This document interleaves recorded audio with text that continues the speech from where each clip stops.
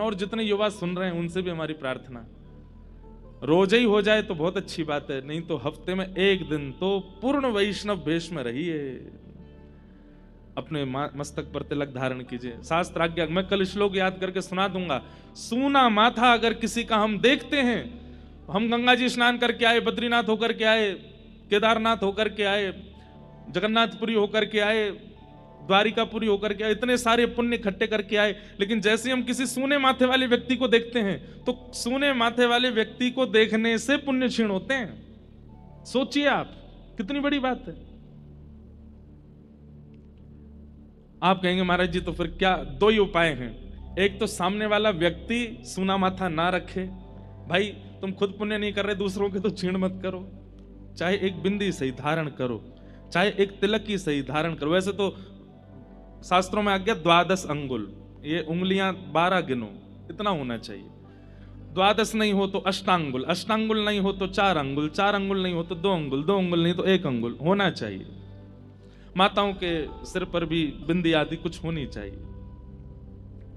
और दूसरा उपाय क्या है, बोले सामने वाला भले ही तिलक नहीं लगा रहा, तुम तिलक लगा के चलो, तो उससे क्या होगा कि उसके सूने माथे देखने से आपका पुण्य क्षीण नहीं होगा।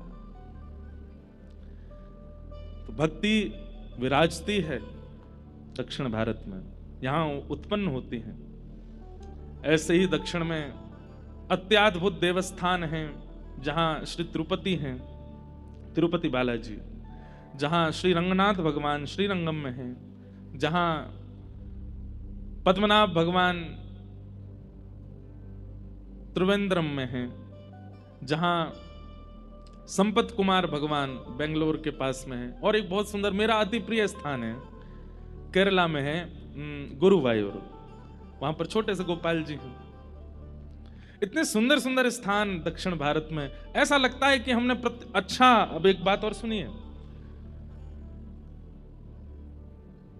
स्कंद पुराण में ऐसा भाव है कि त्रेता युग में प्रकट हुए साक्षात राम जी को देखने से जो जो पुण्य प्राप्त हो रहे थे लोगों को, साक्षात राम जी का दर्शन करने से जो प्राप्त त्रेता में लोगों को हो रहा था, वही पुण्य इस कलिकाल में श्री तिरुमला वेंकटेश भगवान का दर्शन करने से प्राप्त होता है।